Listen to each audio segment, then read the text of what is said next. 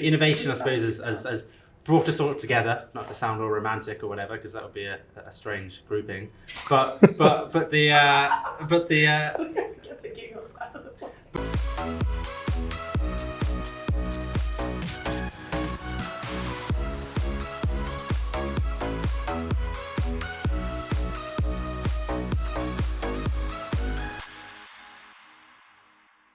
For one of us, your company's exceptionally innovative. Jess, you talk about innovation a lot, so that's always a good thing. I talk about intrapreneurship a lot, whether that's a good thing or not, we'll find out. But Nathan, if you were just to sum up yourself in 30 seconds, then Sure. Go for it. Yeah, so I work at Facebook and Community Partnerships. I've been there for about 6 months. Prior to that, spent about 13 years in the nonprofit sector, running teams, starting initiatives internally, fighting against the man, and just have a background primarily in business and really useless humanities degrees. That's exciting. Yeah. Jess, we'll give you 45 seconds. That's very generous of you. Well, So I'm Jess. I work in proposition design at Capco, which is a consultancy focused on financial services institutions. So basically, I help banks design and launch new products and services in a more customer-centric way. Oh, that must be fun. It is. And I think if you're talking about customer centricity, your favourite topic of design-led thinking, human-centred design, to what extent do you think all of these kind of things are innovation BS? Or what do you think they are, is there actual value to them? I think they can quite easily be buzzwords. People do a lot of lip service to design thinking, HCD, whatever it might be. But I think the principles behind it are really solid. Great. Like, get out of the building and talk to real people. It's so easy in your day-to-day job to get stuck in this mindset of thinking everyone spends all day, every day thinking about the same things I do. But newsflash, normal people don't spend all day, every day thinking about banking. They think about picking up their kids from school, what they're going to have for dinner, where they're going out on the weekend. So getting out and talking to people and finding out what's relevant to them in their lives, I think is a great starting point for coming up with new ways to help people meet those needs. That's totally great. And I think it's one of those, I was reading something recently, in fact, you might have read the same piece as it's on our course, about beneficiary contact. So that the people that create new product solutions are actually the individuals that tend to interact with those customers most often, or the people that interact with people who are experiencing a social problem, if it's social innovation. That's the source of creativity. I think traditionally those parts of the organization are not necessarily empowered to A, come up with the ideas, and B, to actually deliver them. It's not your job kind of paradigm, Jess's favorite word. But I think that, to my mind, that's where intrapreneurship, which may be kind of a buzzword, but to me, the real essence of it is saying anyone in this organization can come up with an idea. Anyone can deliver it as long as they're trained and there's the kind of empowering structures around them. So Nathan, perhaps, is there any time in your career where you've kind of had the opportunity to work on something that you've personally invested in, and what did the organization do to either help or hinder you? Yeah, absolutely. In the nonprofit space, I was working with a group called Opportunity International, launching microfinance products and services in the education space. And I was hired specifically to build out this business. And very quickly it was evident that the vision that I had for it was quite counterintuitive to an organization that, by requirement of its model, lives hand to mouth on an annual basis. And so, and really I wanted to build a stable, long-term business in-house that spun off a massive amount of social good by getting more kids into school around the world. And that's really difficult to do within a structure that won't allow you to hold assets for a long period of time and is governed by people kind of like part-timers. And so in doing so, the organization actually, whether intentionally or unintentionally, ended up putting up a lot of roadblocks trying to get that across the line, because it wouldn't allow me to hold assets in a certain way. It wouldn't allow me to kind of hire in a certain way, to move quickly, to move fast and break things, frankly, because there's a reputational consideration. Nonprofits live and die by their name and how people give them money. And if you do something that's not seen as perfectly successful, if you fail at anything, it's seen as a horrible thing for the organization. And to do anything well in the innovation space, you have to fail. Mm-hmm. And so that's where the primary bits of pushback came from. And I think what took me 5 years to build could have been consolidated into 2.5, 3 years if we didn't have to build the massive set of internal stakeholders in the first place to just get behind it and not ignore it. or not kind of push it aside as a small initiative, not sure where it's going.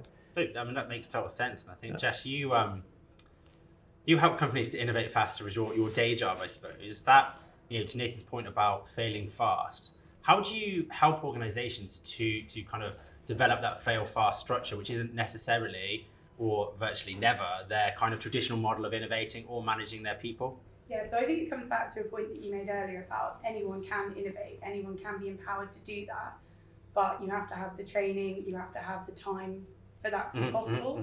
When something is sort of side of desk, when it's a smaller initiative, I think it'd be a lot harder to get the momentum behind that. So one of the big things that we do is come in as outsiders, and our job is to be that momentum, is to be that engine, is to be absolutely exhausting for that set period of time, and to make sure things do get off the ground. And because we come in as outsiders, if you like, we have the permission to bring in all the different stakeholders who you might need to get that forward, to help people craft the stories that they need to tell to be able to do that. If you are a frontline staff member of any description, you typically don't have experience pitching to the board, the execs of any organisation.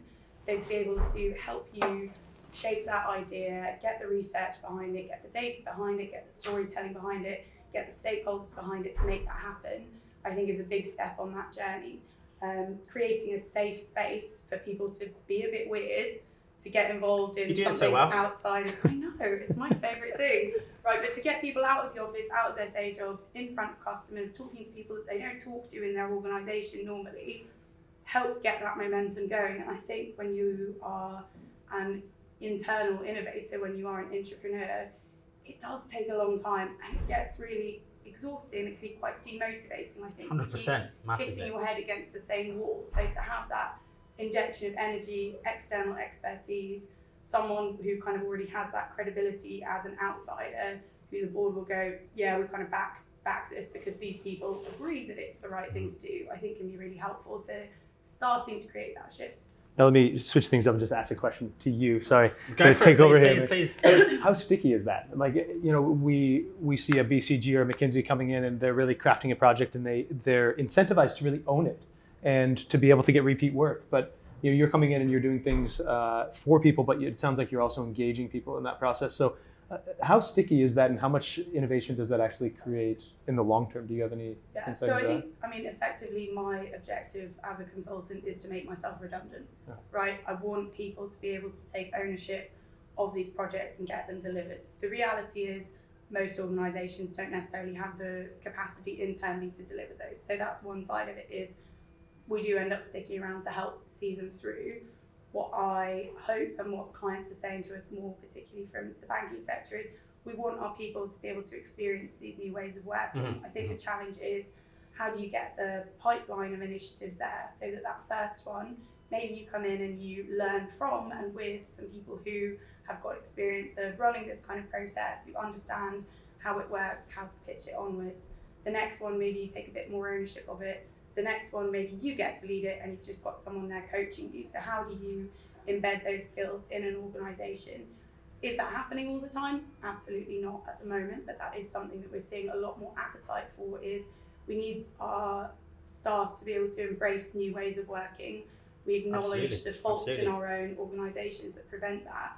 We know that we need a greater diversity of thinking and more kinds of people in the room to get that to happen.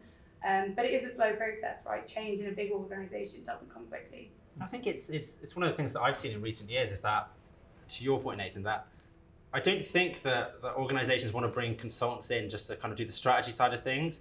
We're moving to a world now where some of the big consultancies are still peddling the same kind of innovation methodology that they were years ago. And actually, I think what organisations want is people to come and be in the trenches with them, right? You're you're really embedded, and you're changing that kind of that center of the organisation, that fulcrum of the organisation is changing because of what you're doing. And I think some of the things that the Intrapreneurship looks at is this idea of creating unconventional collisions, for example. People working together that don't normally work together. People meeting people they don't normally meet, which then drives creativity. And I think that, the idea of storytelling and that narrative and all that sort of stuff is really, really important. And as we know from some of the stuff that we've read and we've studied together, that actually to change the culture of an organization, it requires people to act, right? And actually those individual interactions are massively important, but there's the second side to it, which is that that's all well and good, but how do you as an organization, share and talk about those stories of individuals, and B, in what way you're going to articulate them so that actually drives wider cultural change. So I don't know if you would you have any thoughts on what organizations can do to actually leverage those activities to actually drive change. Interesting. That was a lot all at once. Big question. So, that's how I roll. So it did make me think something though, as we were talking about it, is there really a barrier to innovation in a lot of organizations that are really strongly innovative? And one of the things that comes to mind is that there is an age barrier. There's an experience barrier with organizations that are trying to push change and get people into different rooms and to come up with different solutions.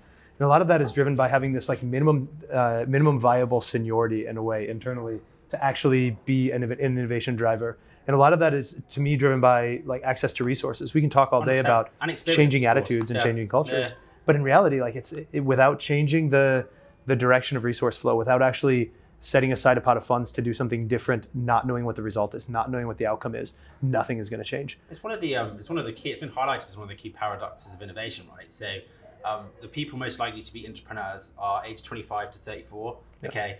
Also, the people with less experience in the company and less likely to deliver. So most likely to be an entrepreneur, less likely to deliver, but also more likely to leave the company if they don't get the opportunity to express their entrepreneurial traits, right? Yes. And that's quite interesting because actually, how do you solve that paradox? Well, I think what you need to do is train those individuals and sort of turbocharge their development to the point where they can actually take ownership of what they've created and try and deliver that. Now, that comes with its own set of challenges. And I think it's a common misconception sometimes that I portray that everyone can be an entrepreneur. It's actually it's a small percentage. I think it's sort of 15 to 20% max of the organization are able to have that, see something, do something actually, and actually the clear resilience, because it does get damn hard at points, right? Particularly when you personally invest in the project you've created. That is something that you have to kind of slog through. Candidly speaking, I had obviously my own social entrepreneurship venture. I stayed in the organization I was in primarily to deliver that because it felt like the right thing to do, and that did retain me, right? But it was bloody hard at the same time, but I still felt like I was developing, I was growing, I had ownership for something. And I don't know, Jess, if you can think a little bit or talk a little bit about how you think organizations can approach this concept of entrepreneurship and empowerment. Yeah, I think there's two angles to it. So I was having a conversation recently with the new transformation team that's being set up at a major bank. And one of the conversations they were having was actually around this topic of diversity. How do you get more people's perspectives involved? And there was a real acknowledgement within that group that they didn't have all the perspectives. These very senior change leaders within the business. And one of the big things they said was actually, well, how do we get bright young grads in the room with us, right? So that's kind of a top-down approach, if you like. How do you spot those people who are impatient, who want to make that change, who are excited to do that? How do you spot them and bring them out and on the journey? So kind of from a top-down. But I think there's also a bottom-up thing, 100%. Which is if you want to do that, make it your business to go out and find and meet the people who want to do that as well. That's been my own experience, certainly, every time I've joined a new company, is how do you go out and find people who are impatient like you, who have different perspectives than you do, but are willing to go, yeah, let's get on board, let's make this change. I terrify the architects and the engineers and the developers in my own company. Do you? But I know, what a surprise. I terrify the kind of techie people, but they know that when we get in a room together, actually we have way more fun and we do much more interesting things. And when we get together and do that, the people more senior to us, they listen more, right? You create a movement out of it. It's not just me. Yeah. It's, there's 5 different kinds of smart people and we're all saying the same thing because we all believe in the same thing. So I think it's matching up top down, knowing, okay, yes, we're very experienced, we're very smart, but to have got to this point, we're probably all kind of a similar-ish sort of person in terms of experience, etc. Let's bring some different people in the room. And the same thing from the bottom, saying, look, how do I reach out and build my own network of other people like me who are interested in doing these sorts of things? I think we'll all be delighted that you've brought Viking Quinn's organizational change models into the conversation. But I think that the top-down, bottom-up thing is quite interesting. But I think actually, when I think about it, it's actually the space between the two that you need to coordinate that organizations miss. I mean, in fact, most organizations either focus on one or the other. Some, very few, focus on both, but there's virtually none that focus on both top-down and bottom-up change and how you synchronize the two together to deliver, an innovative outcome. And I think it's that space between the senior leaders driving change downwards and the entrepreneurs coming up that organizations need to put more thought into. Primarily, for example, much as I sometimes advocate against it, the corporate immune system has some really powerful benefits to organizations. That's why it's there. Yep. One of which is that ensuring that the concepts that people work on as entrepreneurs are actually meaningful and beneficial, right? You need those to come in and tell you what won't work within the organization so that you can actually shape something that is meaningful to customers, is meaningful to the organization, and is actually a good product. But I think it's a really fine balance between delivering something that, between controlling and, allowing autonomy. So I don't know, Nathan, perhaps if you think a bit about, if organizations need to empower people but also maintain control, what are the kind of things that you've seen that work well in that space? Yeah, what you're talking about is a vetting criteria, ultimately. Like, how do you determine the entrepreneurial ideas that actually make sense and have the potential to drive change and that which doesn't? And that, I think, is really difficult to do. I think having worked in the microfinance space where everybody's an entrepreneur, it's just not true. You can't come into a community of 10,000 people and give 9,000 loans. We did, but it didn't work very well because you're trying to turn people into something that they're not. As you said, the number of people that are actually going to be entrepreneurs is quite small in an individual organization, but it's idealized. And so everybody wants to come in and make change. And so how do you separate the wheat from the chaff in a way without shutting down those ideas? And I think that's what the corporate immune system is all about. I think a lot of it is about who you hire and how you hire, but also how you let people go. A lot of this conversation is about how do you keep 100%. People there. But Facebook, for example, I believe there was a rating of the top 10 tech organizations in the average length of stay of a staff member. And all of them were under 2 years, except for one that was 2.12 years, right? Old timer. Yeah. And yeah, that's right. Like I'm getting there. Like I think it's about my time to go. They call him Joe, the old sage. That's right. He sits by the vending machine.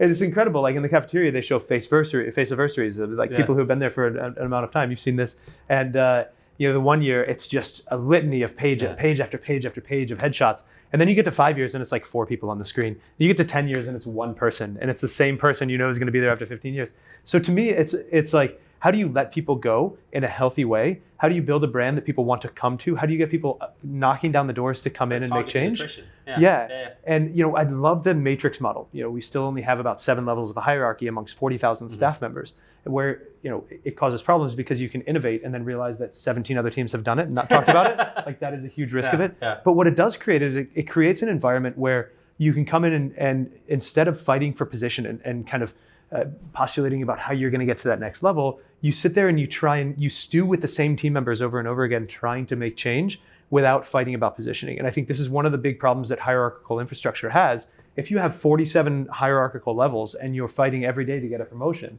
and that's not an exaggeration for some of the old banks, then how do you get people to actually give a shit about what you're doing rather than just about their own careers?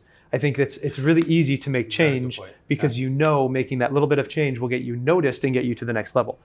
Wrong reason to be an entrepreneur, or perhaps wrong reason entirely, or kind of, if that's the only thing driving you, wrong reason to be an entrepreneur because that's just not going to be a good entrepreneurship project for you, or for the organization, versus kind of being motivated by and being really allowed to sink your teeth into the mission of the organization by not being worried about that rat race is incredible.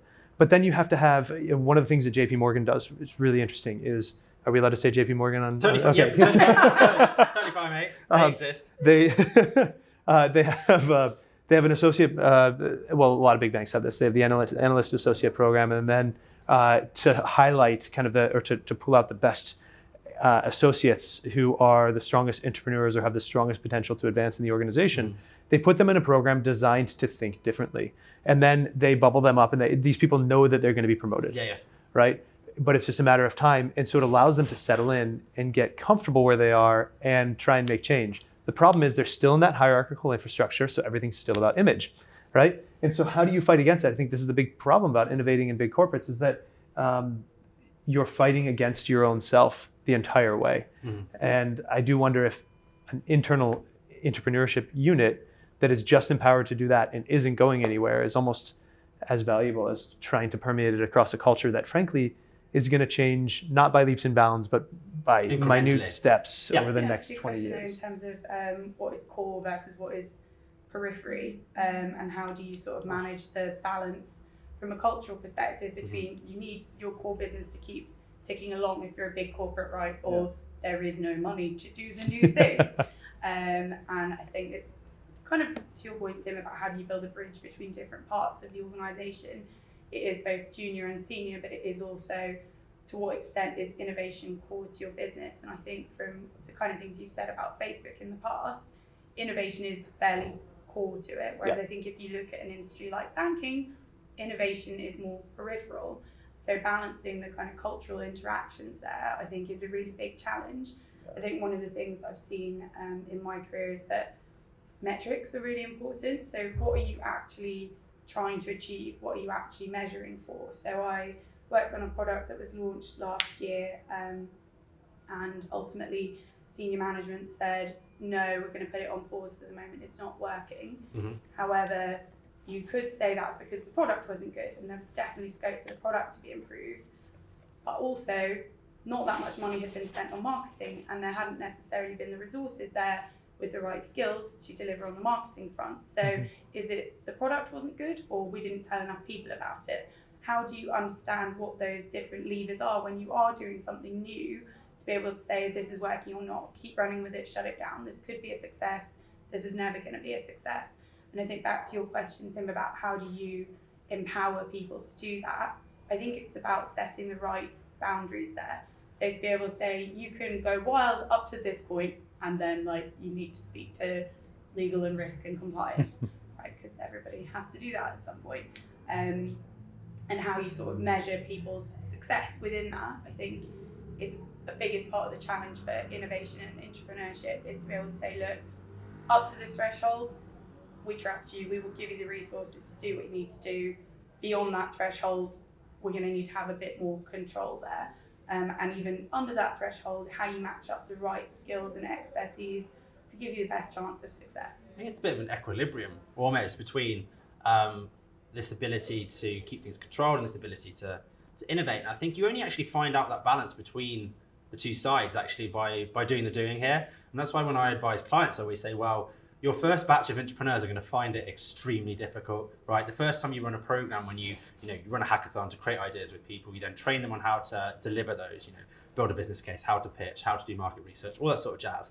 Send them back into the company to go and start finding ways and pathways to deliver. They find it extremely hard. But what you can do at the end of the first program is then take a review of where they got to, what they found hard, present that back and say, here are the major blockers to innovation in your company. Let's try and improve on 2 of them, run it again. And then it kind of gets easier and easier and easier. And eventually you find that equilibrium that all companies are trying to get to now, which is this balance between traditional structure and being controlled and protecting the brand, and actually being able to respond fast enough to disruption that you still stay relevant. And one of the things that I talk about quite often is that the structures that are built to protect companies, and rightfully so, might actually be the same structures that kill them. And that is such a difficult thing to answer. And I think entrepreneurship, if you zoom out, if you run a program and just keep iterating it, eventually it gets to the answer of that kind of question, rather than either completely transforming the business model or staying and doing exactly what you always did. It's that you have to transition between the two. I think it'd be good to just talk about if there was one key tip